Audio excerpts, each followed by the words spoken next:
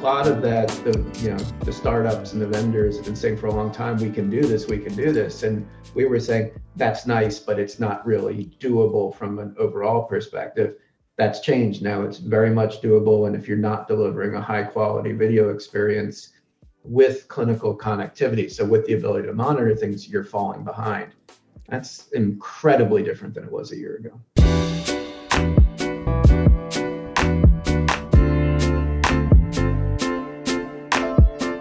Welcome to StartUp Health Now, the podcast where we talk to the entrepreneurs transforming health and discuss the health moonshots they're working to achieve. I'm your host, Logan Plaster. This week's episode, we get an inside look at one of the biggest, most advanced hospital systems in the United States and how it thinks about health innovation. This episode was pulled from a recent StartUp Health Expert Office Hour where I interviewed Dr. Michael Blum, the Chief Digital Transformation Officer at University of California, San Francisco. Dr. Blum, who is a trained cardiologist, assesses and deploys health tech across UCSF's multi-layered health system. On this live session, which was attended by a panel of founders from the StartUp Health portfolio, Dr. Blum shares what a successful integration looks like, what he looks for in a startup partner, and how COVID-19 changed expectations around virtual care at the highest institutional levels. I hope you enjoy.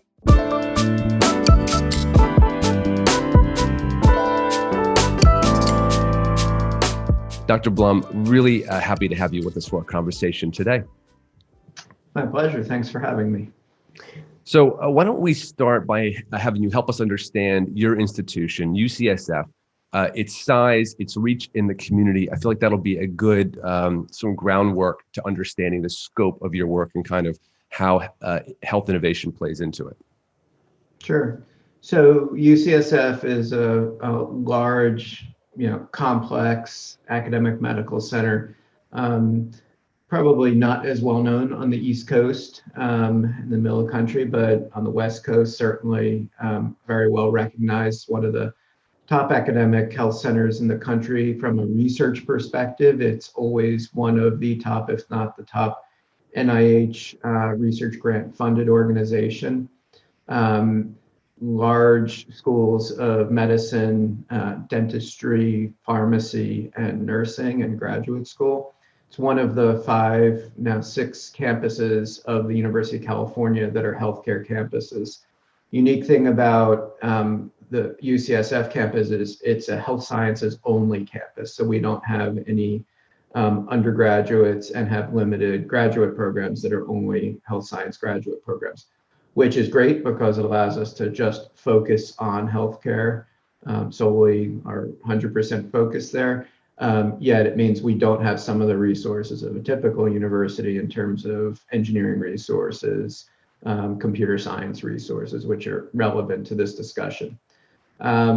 We have approximately 1,000 inpatient beds. And the campuses are spread throughout San Francisco, and we have affiliates throughout the Bay Area. We have affiliation with Marin General to the north, Washington Hospital, John Muir, and growing set of partners throughout the Bay Area. Awesome.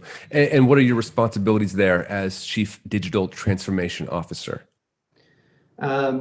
So I guess the easiest way to think about it is that I'm responsible for driving digital transformation from the old healthcare world, where we were limited to the electronic health record and internal, digital activities, which are pretty much had been translation from paper to electronic activities, trying to take us from that world to a data-driven world, where the patients become consumers and get treated as though they're consumers with choice and educated and engaged in their healthcare. So really moving, healthcare forward the 20 years that we've kind of missed a little bit when the rest of the world went through a social, mobile, digital transformation, and healthcare has been lagging in that. So my responsibilities are to really create the data and analytics infrastructure, the engagement infrastructure,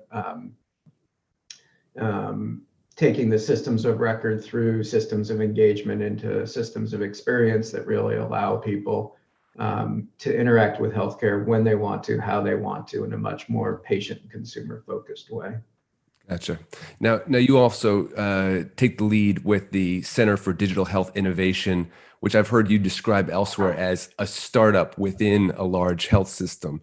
These two worlds colliding, and I wonder how that role kind of interacts with this more overarching role with the university system. Yeah, great question. So that's right. We started the Center for Digital Health Innovation about 7 years ago now. So not really so much a startup anymore. It's actually grown. We're pushing 100 people in the center and have done about $65 million worth of activity through the center without taking it started. The center needs to be self-supporting within the university. So there's no ongoing funding support. And we've had some really great accomplishment through some of our larger collaborations. Some of the work you might have seen is some of our machine learning or AI development work with GE, where we developed the algorithms that they are now building into their chest X-ray equipment to detect collapsed lungs, pneumothorax, and breathing tube or endotracheal tube placement on patients who are on ventilators. Very relevant now in the COVID time, where the resources are getting stretched and we really need to rely on automation and new technologies. So very timely work there. And then we've had work with a series of startups around more of the consumer patient-facing activities I described. So the center really drives a lot of the innovation work across into the health system and the care delivery space, where we're working on the digital patient experience initiative. Got it. So it the sounds two like really go hand in hand. Got it. So it sounds like it's a bit of a front door, kind of leading into the technology that makes it to the larger health system. Yeah, we develop technologies. If we can't find them anywhere, if we can buy them, we buy them. Then we put them into pilot proof of concept scenarios, and then ones that work, we scale out across the health system. Well, that's a great segue into my next question, because one of the reasons why we wanted to have you on Expert Office Hours is to understand sort of the inner workings of these integrations, how you work with partners, how you work with startups. I see on the call we've got Murray Brzezinski from Conversa, who I know you've done partnerships with, and we can sort of talk about that as a case example later. But when it comes to startups working with health systems, the devil's in the details in figuring out how is this dance really going to work. So I wonder if you could kind of break it down for us. Maybe start by talking about how often do you assess new technologies to deploy, and just what does that process look like? Sure. So that's a process that probably looks different depending on the size and the complexity of the center you're dealing with. For us, when we were first starting and early in the days of the Center for Digital Health Innovation, if there was an interesting startup that approached us that seemed like they had some cool technology that could potentially be impactful in healthcare, we looked at many of them. We actually did deep dives on over 100 startups, did superficial looks at several hundred, and we had a lot of validation partnerships and so on. But we've really transitioned over the last, I'd say the last 2 years, to where we focus on matching our digital patient experience roadmap and the needs that are driven by the roadmap to the startup community. So whereas previously we were relatively opportunistic, what great, interesting things were out there, now we're very much driven by what are the needs of the care delivery and health system to really transform and move forward along that, that transformation into a consumer-oriented organization that delivers care as a service rather than a bunch of big buildings. So we look at that strategy, we look at the tactical steps along the way, say, okay, what don't we have? What do we need? What great startups are there in this space, or established companies, they don't have to be startups, in the space, and we develop partnerships with them. It's how we started our work with Conversa, which has turned out to be fantastic for the campus. What would you identify as some of those top patient need trends right now? So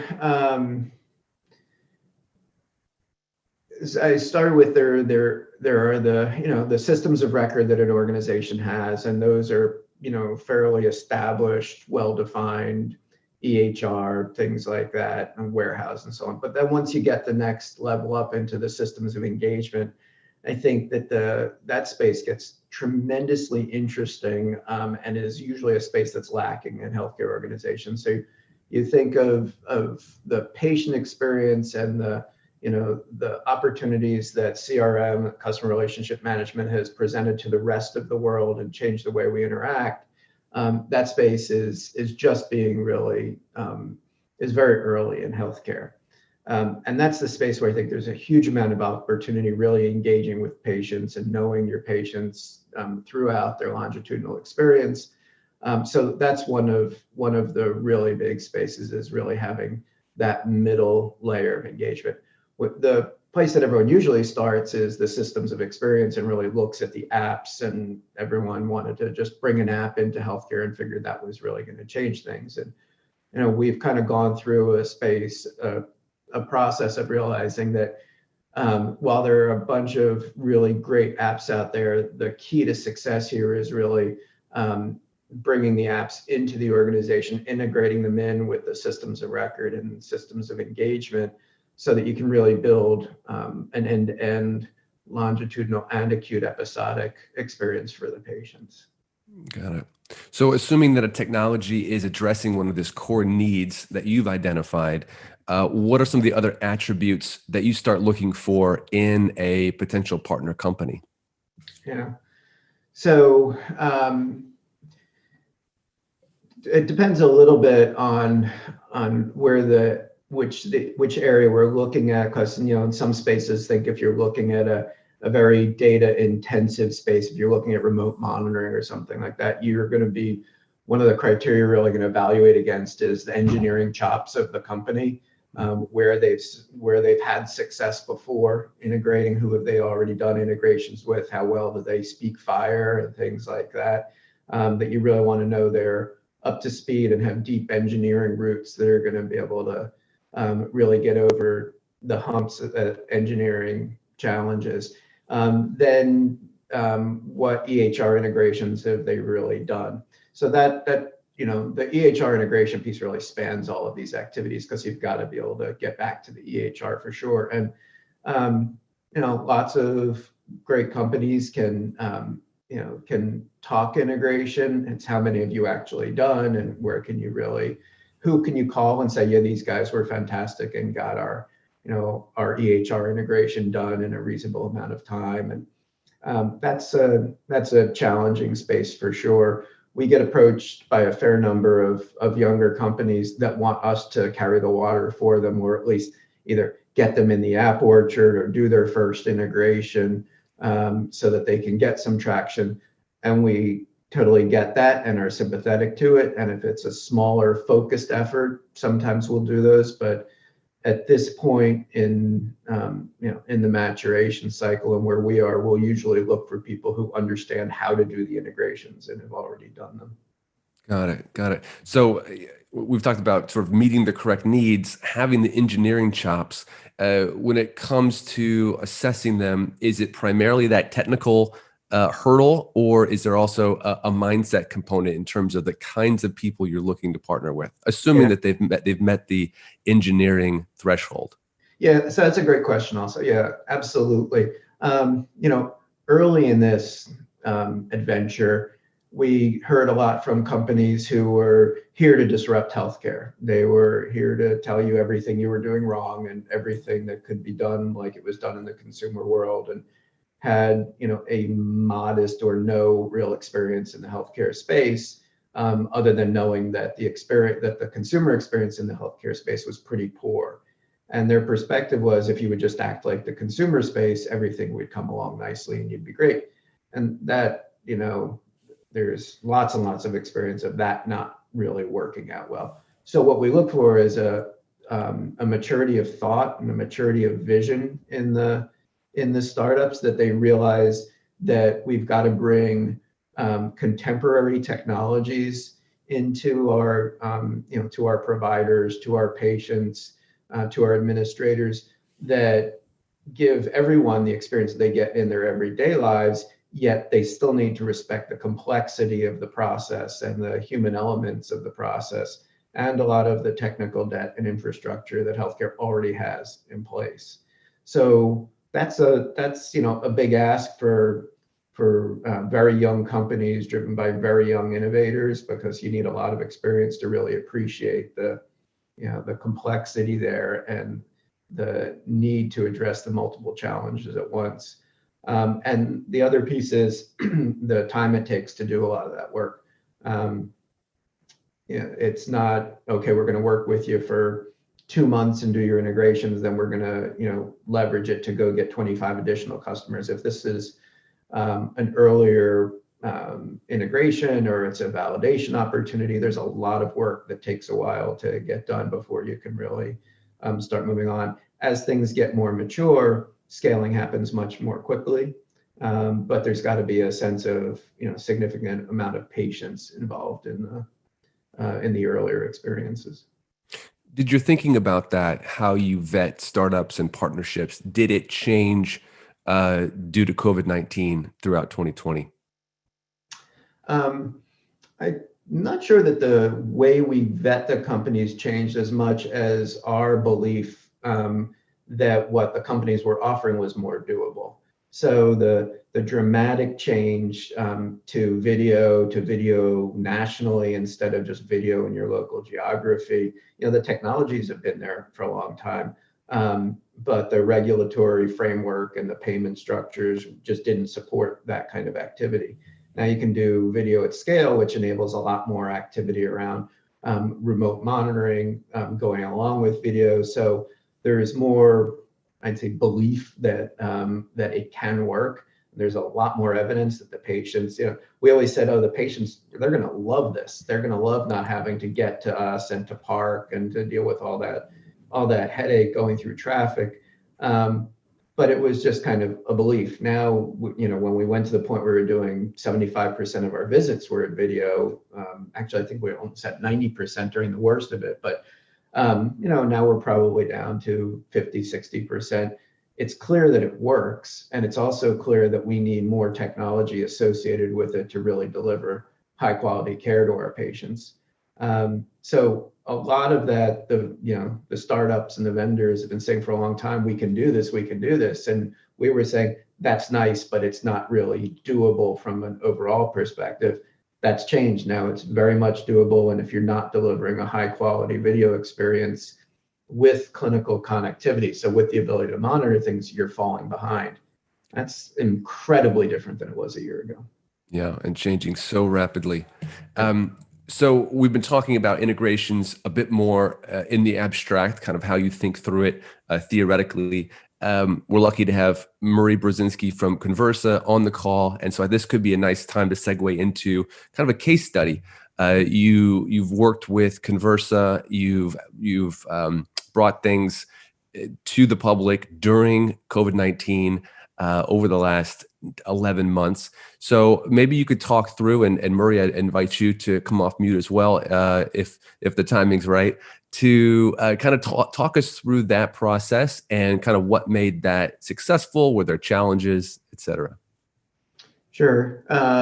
So the first thing that's important to think about is that healthcare organizations generally looked at technology as they were implementation projects. It's more the exception that you build teams that look at it from end to end as needing to think from product perspective, to really think of, okay, what does the user experience look like? When we start designing, we don't start designing from, okay, I'll go ask the doctor what they want, but you think of what is an overall experience going to be, and then you start doing with user experience designers. They look at the entire problem to define what the problem is, and really an end-to-end solution as though you would do it if you were developing a product.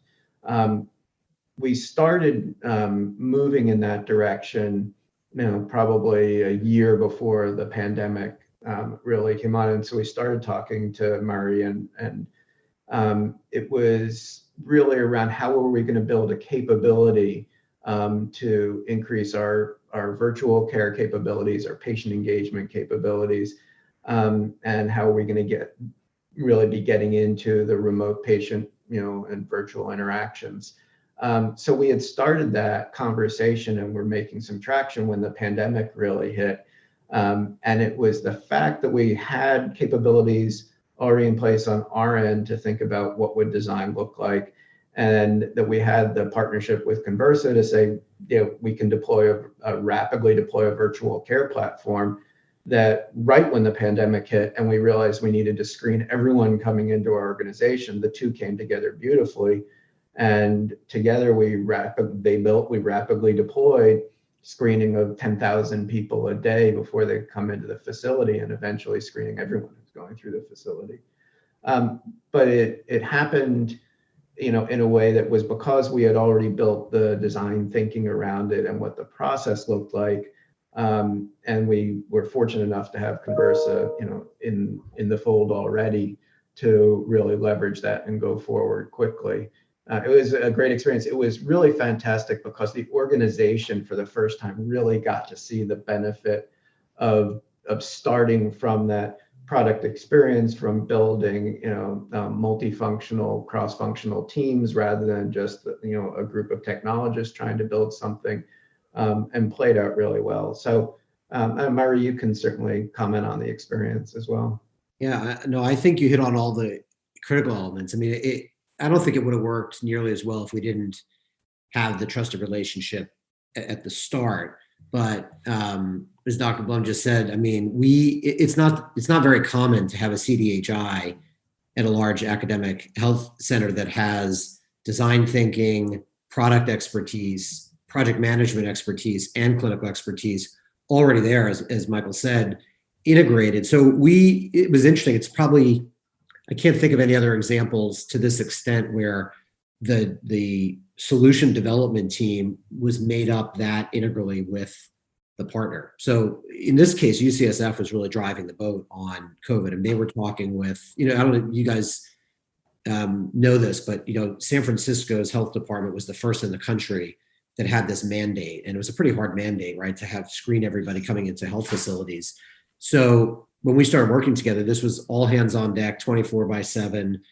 UCSF was talking to the CDC directly on a very frequent basis. And then we had this team that was really, it's sort of like, Animal Farm, when you look from, chair to chair and you can't distinguish between the person and the animal. We couldn't distinguish between UCSF and Conversa from our point of view. It was really that tightly knit a team that was developing this product. So this was a true collaborative product development process, which is, I think, what made it successful at that speed and be able to go out and scale that quickly, knowing that it was going to work. I think the outcome was also really obvious to people. As Murray said, the dictum from the public health department came down so suddenly. It was like, okay, now you got to go ask everyone who's coming into your facilities all these questions and document it all. And the next day we had lines that were 45 minutes long of people trying to get into the hospital for their shifts. I don't know, it was within, I'd say 2 weeks later, we had the thing stood up and people were going, they were doing it. And we had two lines. We had the line for people who hadn't, signed up for the chat to do it. And then we had the line for people who had, and one line had no people in it. And the other line was still a half hour long.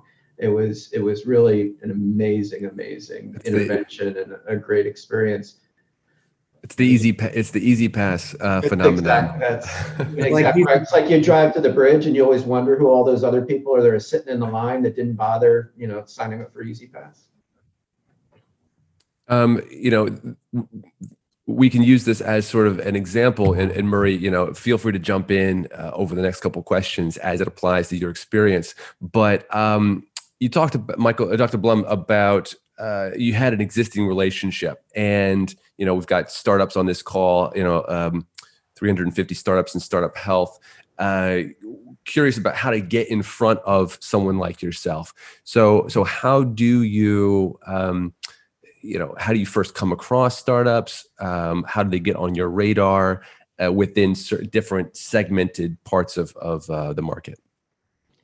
Yeah, I have such sympathy, for the startups that are really early on trying to get into the healthcare space, and trying to get into bigger organizations in particular, because where we are now with the pandemic, it is really, really difficult to generate oxygen to do the work that's right in front of you already, and for another startup to have room in an organization to get to a proof of concept is really, really difficult right now. So you certainly have to knock on a lot of doors, but you also have to know what it is about your delivering that organization needs, and who is the person in the organization to talk to. So, in our organization, I'm responsible broadly for this huge effort. So coming to me with a relatively, new application, if you don't understand what we're doing already and how it might relate to it, it's really hard to have that conversation. Yet I'm also sympathetic that from the outside, without knowing someone and getting that information, it becomes really difficult. So you have to have a champion. You have to have someone in the organization, and that's from your network and building personal relationships, that you've been able to have a conversation and get someone in the organization at a reasonably senior level that can be your champion and get the conversation with others. I mean, sad to say, but I get a bunch of emails, cold calls, emails from a whole bunch of chief commercial officers and marketing people, and they don't get a lot of attention. But when it's someone who I know, who I've worked with, who I trust, and says, hey, we know you're working in this space, and we've got this, this great company that we know, would you talk to them? We'll talk to them. So it's really this time, because there's so limited bandwidth and everyone is so limited on time, is really increase the premium on your network and on who you've got as supporters and advisors that can really get you in front of people. Interesting. Yeah. I know there's a couple questions in the chat about opportunities within specific verticals. We've obviously got 12 different health moonshots. So folks working in addiction, working in nutrition. So what I'm hearing you say is that within these different verticals, there's going to be a champion that might be the person to go to in their network before it necessarily gets to your level. Yeah, I think that's one of the great ways. Now, these are all double-edged swords, right? Because if I get 50 people knocking on my door saying, "Oh, we need all these different apps all of a sudden, go integrate them," and I say, "Well, that's really great, but we got to get in line here because we can't, run down the road of doing everything all at once." But it's still, if you can find the needs that the leaders are having in the organization, and there's a lot of alignment between what the problem you're solving is a problem they have, you're much more likely to get some traction with the organization. It's really tough for a cold calling approach right now is really a struggle. Yeah. David Sarabia has got a question in the chat about the value of publishing your results, of publishing your work. David, could you ask that question? Hey guys, how are you? Good to meet you, Mr. Michael. My question was really revolving more around publishing results, not of so much outcomes, but of best practices and things that work during complex integrations, more for let's say for the CIOs that might find value in that in healthcare systems. Wondering if you see that as something that can be valuable. So, I mean, we actually rolled out in a very similar way as you, Murray, with a full blast. The teams merged with our enterprise deployment over at Karen, where it looked like one team, and we went full blast design thinking exercises. We introduced that to that provider, and the integration became really, I think, a mix of our senior executives' experience in deploying healthcare software. From virtual health and in very large provider systems, and also in payers, taking those best practices, but then adapting it to our startup environment where we didn't have the resources to go full blast into the BRD process and the traditional trajectory that a larger organization has. And wondering if you think that would be a valuable thing for us to do, and as we start now scaling into other healthcare systems. Yeah, absolutely. I think that, whether you want to call them white papers or if they're more, a little bit more academic in their description, I think that there's more gray area in there right now, how you write it and how it gets published. But we definitely, as an industry, need more examples of how successful integrations worked. Everything from real hardcore data integrations and writes into the record. The more examples of that there are, the better they can be, because there's still, each one is like the first time anyone's thought about it, and it's heavy lifting.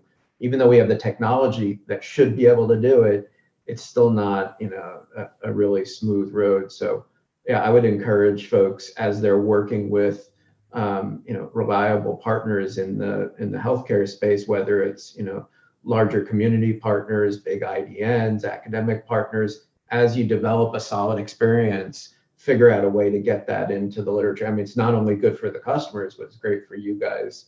It gets a lot more interest. And I do have a follow-up on that one, just regarding change management, because that was really the biggest challenge. Really, was deployment was not as difficult as actually getting people to use it. And as a clinician, and I see Murray laughing there.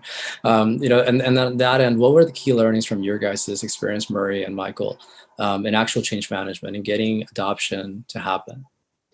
So the best change management is when the government man says you can't come into my organization until you've done what we want you to. But you're absolutely right. And it's, there are several pieces of that. It's who is, what level and who's the champion that's kind of starting the project off, and how much control or influence do they have over the environment that you're trying to change. And so if you don't get those conditions right, and you're working with someone in a technology group who really loves it, and you put in some new technology that's fantastic, but the customers haven't really bought into it, and they're not going to be willing to change what they do, then it doesn't really matter, right? So you've got to build those cross-functional teams from the get-go, really make sure you understand what the problem is. I think that, change management is certainly an incredible piece of, but it starts before the change management to know that you've actually you've defined the right problem that you are trying to change, and that you've got champions who are willing to do that. Otherwise, it can be a very frustrating experience. David, just a reminder to mention who you're with and kind of one sentence of what you guys are working on, just as context. Oh, yes. Sorry, I didn't introduce myself. David Straube. I'm the founder of In Recovery. I always put you guys first. I rarely promote myself, which is probably a bad thing. But we're an addiction recovery platform that came out of my own experience with addiction. I'm a tech guy. I've sold 2 companies, major exits in Silicon Valley, and then fell to addiction. And basically now In Recovery has built out one of the first real end-to-end, I think, fully integrated addiction care management systems, from pre-treatment to inpatient to aftercare and full cycle, really leveraging the care transitions, as well as being able to personalize care and carry people throughout their entire care trajectory with a lot of human support as well, not just tech. But yeah, love to learn more about what you guys have going on. I know UCSF is huge with addiction and addiction care treatment. Love to connect down the road. Yeah, that's a huge issue. And I love what you said about the care transitions piece in there, because traditionally that's where we lost and where a huge amount of errors come from. And that's not just in the addiction space, in the behavioral health space in general, and in the chronic disease management space. So that's one of the goals of the whole end-to-end solutions, are finding where those risks are in the transitions, and then figuring out which pieces we can automate, which pieces we can support with better data delivery, and which pieces need some more human in them. There's no more money or bandwidth in healthcare to keep throwing more humans at things, but we've got to free them up from some of the non-value added work that they do now, so that they can do much more patient-facing direct support work to improve the experience. If we could stop having people sitting at desks doing scheduling activities and working with insurance companies to push paper around and all of those horrible things, we can move them towards filling in those gaps that the technology doesn't automatically do. I completely agree. We're actually launching Logan, on this last piece. I'd love to include you. We're working on something with John Morgenstern from Northwell, and Jim McKay from UPenn, and where we're creating really using the In Recovery platform to leverage actual research and deploying research quickly. And I'd love to interface with you at some point to try to include UCSF in there, because I think what we're doing there is really, really interesting. Thanks for the question, David. Dr. Alexander Greenhill, you had a question in the chat about this trend of healthcare organizations, health systems, deciding between building it themselves or buying it and finding a partner, and kind of the tension that exists there. Could you come off mute and ask your question? Thank you, Michael, for the comments. And I'd just be curious how you handle this. You know, in medicine, we have the see one, do one, teach one. And so we seem to have the same mentality around like, well, building an app is easy enough. And so we run into a number of people who say, my brother-in-law knows somebody in India who can build you an app for 50,000, or ambitious large health organizations saying, you know, we don't want to buy Epic or Cerner, we can build our own. And we've all seen most of these projects not succeed. And so how can we take our experience, and I wish I was one of the young ones running around building a startup, but I'm not. I really liked your comments about lessons learned, and how can we help everyone not start from zero on this, but actually consider that no other industry builds their own tools, that they typically, you know, buy technology from somebody whose main mission is to build technology and then collaborate with them to make it better. Yeah, so it's a great question. I think we've evolved to the point where we would prefer not to build anything. We only build when there's absolutely nothing that's going to work for us in a target space. But that is, you're right, that is a little unusual when it appears to be so easy to build an app that solves a problem. You have to start from the place that the app isn't the problem.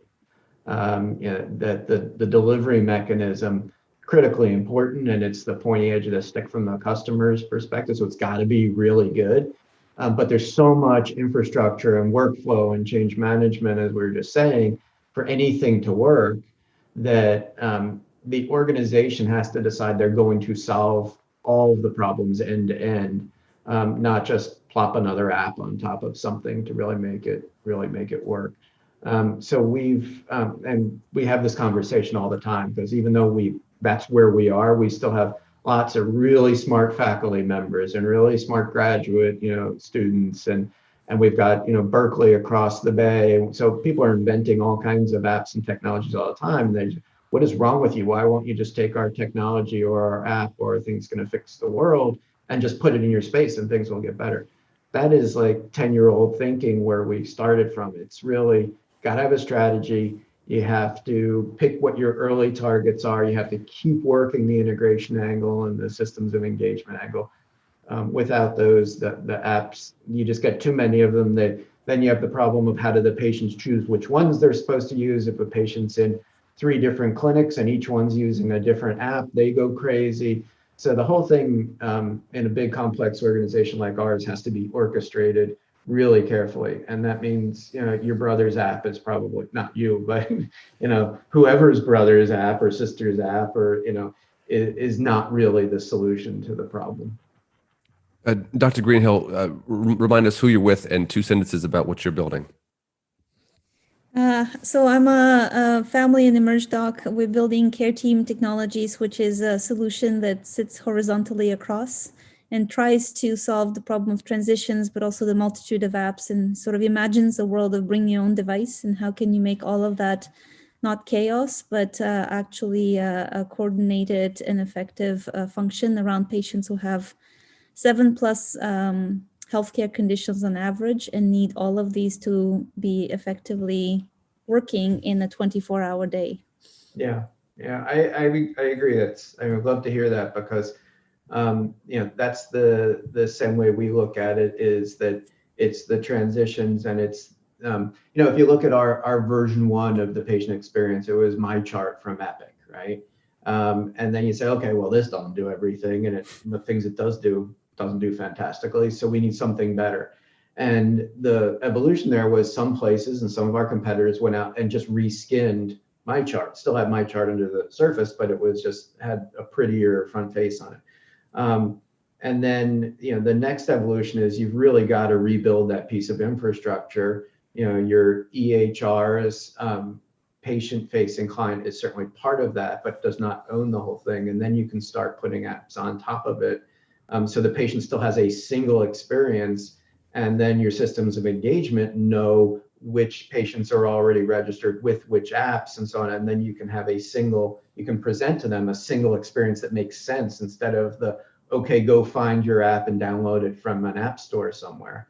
But that is a big investment. And that's why I like to hear people thinking at the platform level of, I can deliver this as a platform to an organization, because we have the wherewithal to start, having an engineering effort, partnering with people to build that out over time. But most organizations don't really do that. So I think that end-to-end platform-based thinking is going to be very successful. Thanks for the question, Dr. Greenhill. Dr. Blum, I've heard you speak previously about this shift in mindset at UCSF from being more provider-centric to really a mindset around innovation that is consumer-centric. And I wonder if you could just kind of flesh that out a little bit more, kind of where you see your institution on that journey and kind of what that means for health innovation going forward. So yeah, that's a really really fascinating one. When we're at an inflection point in general in healthcare where we have to stop thinking that we're the priests and the priestesses of healthcare and health, and everyone else just supposed to come to us and then we do some blessing and then they get better. We have to be delivering health as a service. And that means health and healthcare and wellness and acute care delivery when it's needed. And that means we have to know people throughout their experience. And you can't know people by sitting inside your four walls and guessing what's going on with them. You've got to be part of their lives, and you've got to be getting to them in omni-channel kind of ways, just like the rest of the consumer world does. So an example is, if someone is out there searching, so many people get their healthcare information from Google now, right? It's the primary source of healthcare for people around the world. So if someone's Googling something, if you're Googling a product, then every vendor of that product knows about it and starts sticking ads next to it when you do it. Well, doesn't it make much more sense if we already know you and you're already a patient of ours and you're looking for information, and we've got a program that is one of the top programs, that we proactively ought to interact with you on that. So it's much more about getting to the customer, the consumer, meeting them where their need is, than waiting for them to call us in the clinic. I mean, how ridiculous is it that if they're already out there looking, they might be looking for themselves or because it's a mother or a sister needs help, but we ought to be knowing that and saying, hey, this is what we do. Matter of fact, we do this as well as anyone in the country. Let us help you do this.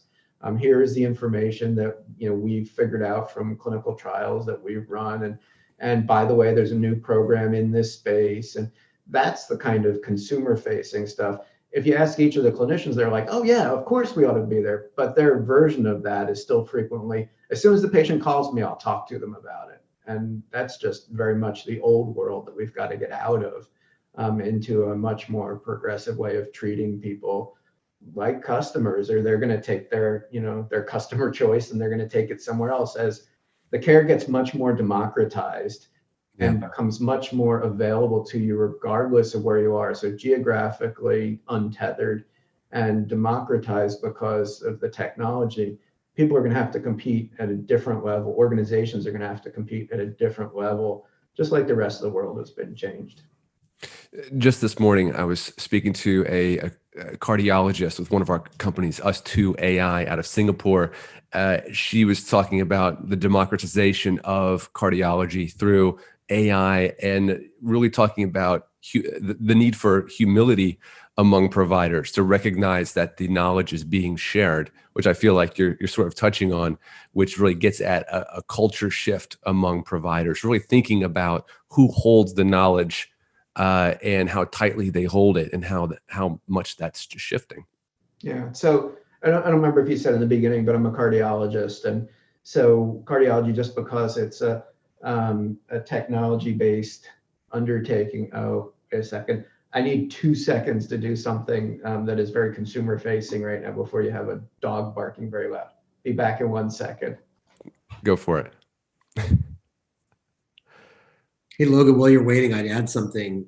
Yeah, go for it. Okay. So we just to loop together some of the things that were brought up because it's fascinating.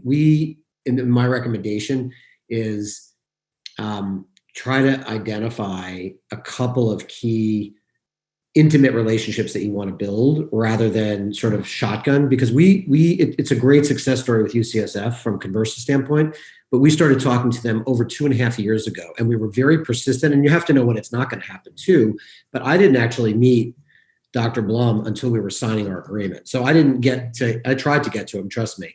But we went in, he has a great team. We spent a lot of time with that team understanding their strategy because we kept going in and saying, this is what we can do. And it became very clear that they were redesigning their whole digital patient experience. Michael, I was telling the story about before how you said it's difficult for a startup. I was saying you and I didn't even meet till we were signing our agreement. You have a great team. We spent 2 years knocking on the door and trying to understand the strategy. And because of that, we were in the mix. And so when the strategy was further evolved, then it was clear how we could fit in. We positioned it as a platform. We actually invited UCSF's head designer, head product people to be part of the process before we even had an agreement to give us some advice and guidance. So we chose to make investment in a small number of systems that we thought were doing innovative things. We wanted to build intimate relationships. It led us to publishing. So we've published together. We talked about COVID, but CDHI just put out a great case study on this home spirometry kit that Conversa is a part of. There's a broader set of services in it, but lung transplant patients, I think all living lung transplant patients were offered the program, and it's a very, very high engagement rate. And all of that, it just looks like this overnight success, but it was 2 years in the making of trying to understand the strategy and figure out how do we become part of it. We're really in a support role, and we have to understand what we're supporting in a lot of depth. And we can't develop it and say, here, we built this, it would never work. And that's what led to the collaboration that I think ultimately was, successful. Yeah. And that goes to several points I agree, Murray. One is you can't do that if you're just building an app and throwing it over the transom and saying, here, this is what works. That doesn't happen. Even if you have the specs for it, you got to really be deep into the process. And it also is a great example of how transformative the time and the work can be for your overall strategy. We take it, so UCSF is one of the best lung transplant centers in the world. Our outcomes are demonstrably better than just about everyone else's. Yet we always just looked at it as, our patient population is just around, the Bay Area and a little bit beyond that is our catchment area. Well, in the current world, you need to be thinking far more broadly than that, right? Because everyone's competing for these same patients. So our ability to project that care much further just happened in, very obviously with this program. Now, after the transplant, we send a spirometer out. They have an app and they can report back to us. It eliminates a tremendous amount of the need for the patients to come back, travel, which was, now you can go beyond the Bay Area to this program can be a national program or an international program for that matter. So it's really, changing the way people think about where the care is and what needs to happen for it. Murray, I love that you made that point about it looks like an overnight success, but you have really been working on those relationships for a long time and even kind of working those relationships up the ladder, finding champions at different levels. It's a process. It's not just a matter of meeting the one perfect right person. There's a nice question here from Shireen from Yumlish about pushing innovation to the home and getting into people's hands even before they know they're sick, and the different ways that a big health system can kind of reach into the home. Shireen, you mind coming off mute and asking your question? Yes, absolutely. Thanks, Logan. Hi, Dr. Blum. So Shireen Abdullah here. One of the biggest things is, when we're talking about delivering care at home and really making it more predictive so that we know even before the patient knows that they need that kind of care, what are some active, initiatives to that end, to where you see points of entry to be able to provide that kind of service and sort of, again, flag that early on for the patient in their care journey? Yeah. So it's a great question. It's one of my favorite spaces for a couple of reasons. The jigsaw puzzle that's required to make this work is really complicated and super cool. We've seen multiple academic studies that hospital at home or care at home is far more effective, more cost effective, and more satisfying for the patient and the caregivers. And it's been shown over and over again. Yet the number of failures in development of hospital at home and care at home programs is greater than the number of academic papers around it. So it is not a straightforward, oh, okay, this area works, go deploy your people. It turns out that it's really not scalable. And even though you can take care of a pneumonia more effectively, you can, an organization can do 1 or 5 or 50 of them. You can't do hundreds and thousands of them, which is when you want to get to your space where you're really being predictive.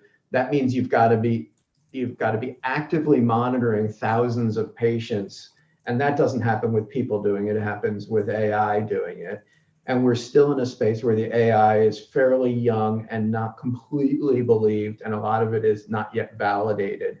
So organizations are a little bit hesitant, or a lot hesitant, to invest the resources on their side, the design, the implementation, the integration resources, to build out a program that would get to where you want to be. I think there's some friction in there, but where you want to be, I think, is really the right place. That's how I use those same words. I say, I want to know that you've got a problem before you know that you've got a problem. That's a relationship, right? That's providing health and wellness to you. Is you think you're doing fine, but I can tell you, and there are newer technologies coming along, and not just digital technologies, but there are molecular technologies coming along, that I can know what your risk of a cardiac event is, over not a 10-year span, which is what the current guidelines are, but I can know to a 1 or a 2-year span. And I can tell from various biometrics when something wrong is happening before you notice it. I can tell from your heart rate recovery after you exercise that you're not doing it. It's a whole bunch of stuff. But we don't have that ability to have all that monitoring. So that gets to, why do you work with an academic? Because you got to develop that science, and it takes a long time and a lot of money. This is the bad news for startups. So we worked with GE to develop the AI that reads their chest x-rays. So you may have seen some of this publication, but we can detect collapsed lungs, as well as a radiologist, but we do it instantly on the machine now. So as soon as the x-ray shot, it's red, right? And if there's a finding. That took years to develop that, and then years to validate it so that it could actually make it all the way through the market. So it doesn't take that long to develop a first algorithm. It takes a long time and a lot of data to validate some of these algorithms and really build them. And that's the piece that's really got to come along, to really get to where you want to be, so we can have thousands of, tens of thousands of patients. Our catchment is, 3.5 million patients in the area, and 20 million in the greater area. So we have to have a system that can monitor huge amounts of that. And I think that's one of the next, if you look at 5-year chunks, that's what one of those goals is, to really establish that relationship with everyone and be proactive about it. A great question, Shireen. Quickly remind us who you're with and just a couple sentences of what you're building. Absolutely. So Shireen Abdullah with Yumlish. And what we're doing at Yumlish is we're creating an AI-based nutrition therapy platform with a strong focus in the Latino community with diabetes. And to the question, I was curious largely because in what we're doing today and the way we're offering it, we're able to flag things like if there's a food insecurity issue, a mental health challenge, just because of these interactions that we're having from a nutrition standpoint. And when you talk about nutrition, everything else comes on the table too, right? So we're starting to flag this, but again, I just wanted to thank you for sharing that because I wanted to see sort of what that looks like from a 5-10 year lens to say, how can we then effectively predict these types of things within this overall intervention for nutrition in managing lifestyle? Nutrition's been one of the critical spaces, and all this has obviously so many knock-on effects. And when you're having a conversation, as you said, you can find out a lot of other things. I think it suffers a little bit because the data, there's a lot of controversy around the data, a lot of constantly changing perspectives on the data. But it's got to be, I completely agree, it's got to be one important piece of the conversation. Thank you. Thanks, Shireen. Well, we're getting near the top of the hour. Something we always do at the end of Expert Office Hours is give everyone on the call an opportunity to reflect back to our expert a top insight, something that they're going to take away today. We probably only have time for one, maybe two if they're fast. So drop your name in the chat or raise your hand in the chat, or you can come off mute perhaps, but be thinking about, well, drop your name in the chat if you'd like to share what your insight is to Dr. Blum. And I see Can I make one more quick comment? Yeah, go for it. We were starting in that thread of getting the automation out to the customers, consumers, and patients, and how it's going to change the change management scene. I said, as a physician, I look at this as such a huge opportunity, because if we can get out of this space where I spend all my time documenting and asking questions, and we can use the technology to do that, what I look forward to is being able to sit with the patients and deliver the care they need and all the typical care that we think of, but also have the relationship to develop to give them the emotional support that they need, and the caring that they need to then engage in all the other things we want them to do. The nutrition piece is great. I spend a lot of time talking to people about, if you eat better, you'll do better. If you exercise better, you'll do better. But that's 30 seconds, of a 20-minute visit. If we can use technology to cut out a bunch of the front end stuff, I can deliver more caring care to people, which is what I look forward to. That's great. I love it. Let's see. I'm gonna pick on you, David, since you just popped into the chat. What's your insight? You always do this to me. I love it. Yeah, but I just really just what you just said, Michael. This is great, because we really are focused on outcome tracking beyond just are they, or in our case, are patients using drugs or not, to really are they reintegrating and having a better life. And to your point of how much technology can drive that relationship building with providers is so key, and something that we have in our hands that we can actually empower. I love that aspect so much, and thanks so much for all your insights today. All right, that's our time. Dr. Blum, thank you so much for taking the time with us for this Expert Office Hour. Thank you for the work that you're doing at UCSF. It's going to be even more critical as we move into the new year, and as health just keeps transforming at a radical pace. So we're excited about your work and appreciate you taking the time to talk to us. No, it was my pleasure. I just want to thank the whole community. All the work that you guys do makes my work not only far more interesting, but powerful, and our ability to reach out and project the care. So keep it up. Don't get frustrated, or when you're frustrated, keep going, because I know this is a really hard space. Been there with you guys, and really just want to encourage everyone, keep it up, persist, and great things happen.